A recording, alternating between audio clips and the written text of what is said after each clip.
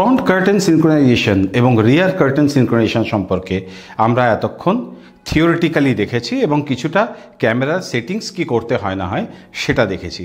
এখন আমরা একদম প্র্যাকটিক্যাল ইমপ্লিমেন্টেশন করব ফ্রন্ট কার্টেন সিনক্রোনাইজেশন এবং রিয়ার কার্টেন সিনক্রোনাইজেশনে।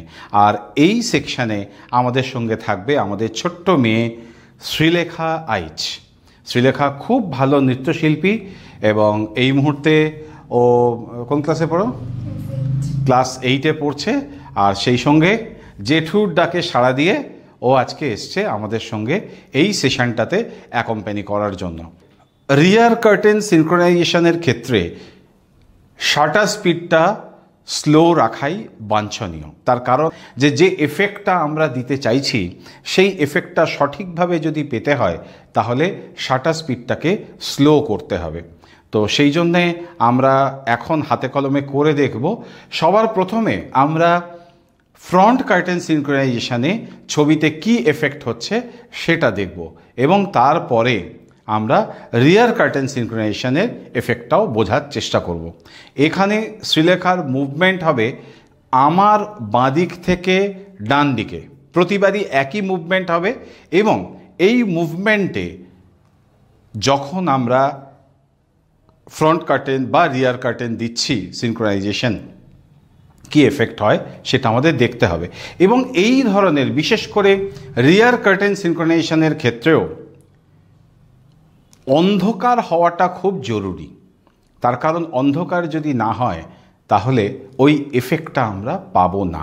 তো সেই কারণে আমরা সবার প্রথম আমাদের এই স্টুডিওকে অন্ধকার করছি। আমরা দেখেছিলাম যে এখনকার মিররলেস ক্যামেরাতে কিভাবে আমরা ফ্রন্ট কার্টেন বা রিয়ার কার্টেনকে সিলেক্ট করতে পারি এবং যাদের কাছে মিররলেস ক্যামেরা নেই, যারা এখনও ডিএসএলআর ক্যামেরা ইউজ করছেন, তাদের জন্য কিভাবে সেটিংস করতে হবে সেটাও দেখানো হয়েছিল। তো এইখানে আমি একটি ডিএসএলআর ক্যামেরার মাধ্যমে দেখানোর চেষ্টা করছি কিভাবে আমরা সিলেকশানটা করব। এখানে আমরা ফ্ল্যাশের আইকনটাকে দেখে নিচ্ছি। দেখে নিয়ে এখানে দেখুন যে চিহ্নটা এই মুহূর্তে হাইলাইটেড হয়ে আছে সেটাই হচ্ছে ফ্রন্ট কার্টেন সিনক্রোনাইজেশন।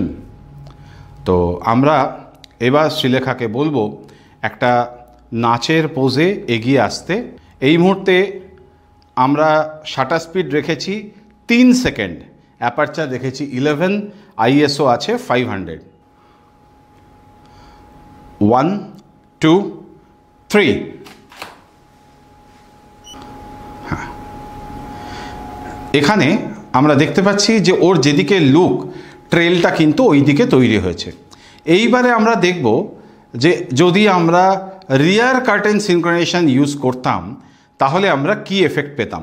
আপনাদেরকে আমরা দেখিয়েছি যে কোন বাটনটা দিয়ে আমরা যেতে পারি ফ্রন্ট কার্টেন বা রিয়ার কার্টেন সিনক্রোনাইজেশনের সিলেকশনে।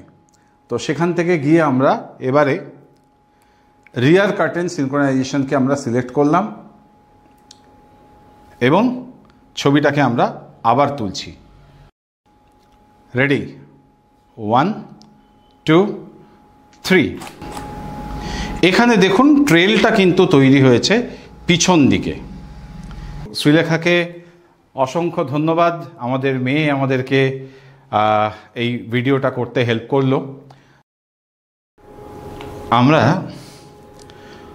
এবারে প্রথমে ফ্রন্ট কার্টেন সিনক্রোনাইজেশন, তারপরে রিয়ার কার্টেন সিনক্রোনাইজেশন এবং কোনটার কি এফেক্ট হয় সেটাকে আমরা বোঝার চেষ্টা করব। এবং এই কাজটা করার জন্য আমি আগেই বলেছি যতটা ঘর অন্ধকার করা সম্ভব হয় ততটাই করা ভালো এবং আমরা সেটাকেই চেষ্টা করেছি।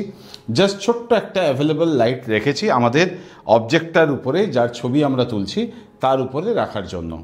তো এখানে দেখুন আমি কিন্তু শাটার স্পিড দিয়েছি 1.6 সেকেন্ড। তার কারণ আমরা চাইছি ওই ট্রেলটা তৈরি হোক এবং শাটার স্পিড রয়েছে f11, আইএসও রয়েছে 500। তো সবার প্রথমে আমরা যেটা নর্মাল অর্থাৎ ফ্রন্ট কার্টেন সিনক্রোনাইজেশন দিয়ে আমরা ছবিটা তোলার চেষ্টা করব। রেডি? 1 2 3।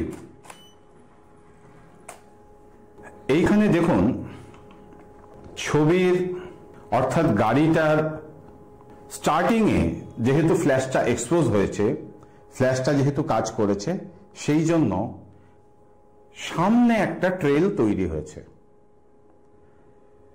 কিন্তু গাড়ির মুভমেন্ট যেহেতু সামনের দিকে, সেহেতু ট্রেলটা সামনের দিকে হওয়াতে ছবিটা যে খুব সুন্দর লাগছে এরকমটা বোধহয় নয়। এই ক্ষেত্রেই আমরা যেটা করি সেটা হলো আমরা এখানেই রিয়ার কার্টেন সিনক্রোনাইজেশন ইউজ করি। এই একই ছবি আমরা এবারে রিয়ার কার্টেন সিনক্রোনাইজেশন ব্যবহার করে তোলার চেষ্টা করব। আমাদের এখন মোড দেওয়া আছে ফ্রন্ট কার্টেন সিনক্রোনাইজেশন। এখান থেকে আপনাদেরকে দেখিয়েছি কোন বাটনটা চেপে করতে হয়। আমরা এখান থেকে চলে গেলাম রিয়ার কার্টেন সিনক্রোনাইজেশন। রিয়ার কার্টেন সিনক্রোনাইজেশন মোডে আমরা ছবিটা তুলছি এবং শাটার স্পিডটাকে করে দিলাম 1.3 সেকেন্ড বা 1 সেকেন্ড করেও আমরা দেখতে পারি কি এফেক্ট তার আসছে। শাটার স্পিড করে দিয়েছি 1 সেকেন্ড, অ্যাপারচার f11, ISO 500। আমরা এবার দেখব কি এফেক্ট আসে ছবিতে। 1 2 3।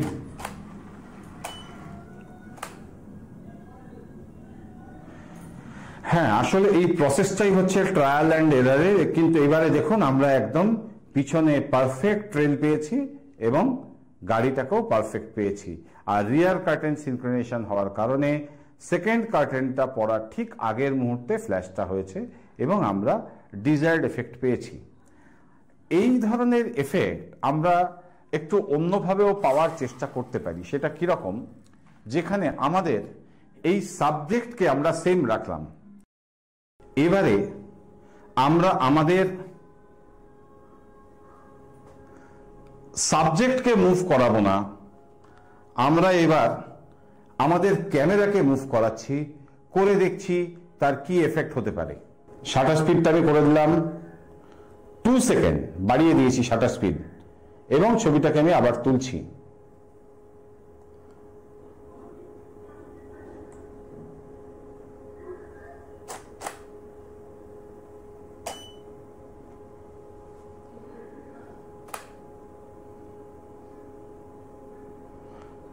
দেখুন আমরা অলমোস্ট কিন্তু সেম এফেক্ট পাচ্ছি। এখানে আমরা মুভ করিয়েছি কিন্তু আমাদের ক্যামেরাকে। আমি ক্যামেরাটা একেবারে ট্রাইপড থেকে খুলে নিয়ে আবার একটা চেষ্টা করব।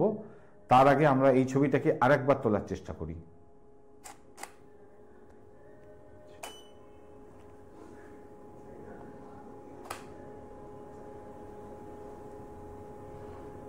দেখুন একদম সেই এফেক্টটাই কিন্তু অলমোস্ট এসছে, যে এফেক্টটাতে আমরা গাড়িটাকে মুভ করাচ্ছিলাম।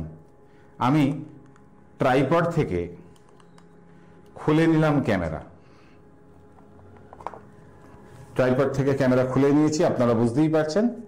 এবং এই ছবিটাকে আমি একটু ক্যামেরাটা শেক করিয়ে হাতে রেখে ছবিটাকে আমরা তুলছি।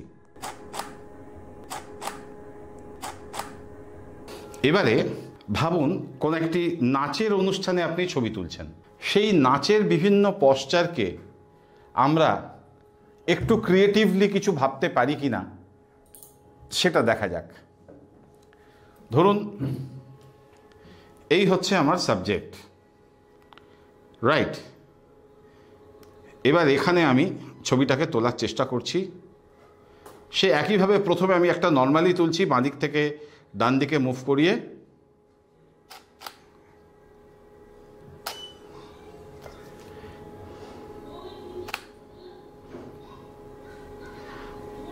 দেখুন কি এফেক্টটা আসলো।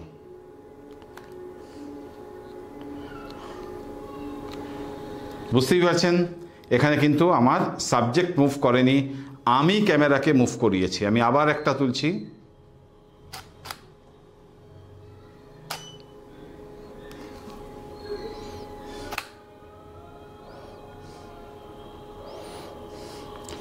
বুঝতে পারছেন কি অসাধারণ এফেক্ট আপনি দিতে পারেন। এবার এটাকেই যদি আমি একটু ক্যামেরাটাকে জার্ক করাই তাহলে কি হতে পারে, বা ধরুন আমি যদি ডায়াগোনালি মুভ করাই তাহলে কি হতে পারে, সেটাও আমরা একবার দেখি। আমরা আজকের এই উপস্থাপনার মধ্যে দিয়ে আমরা একটু বোঝার চেষ্টা করলাম কিভাবে আমরা এই ফ্রন্ট কার্টেন সিনক্রোনাইজেশন এবং রিয়ার কার্টেন সিনক্রোনাইজেশনকে ব্যবহার করে ছবির মধ্যে একটি ক্রিয়েটিভিটি আনতে পারি।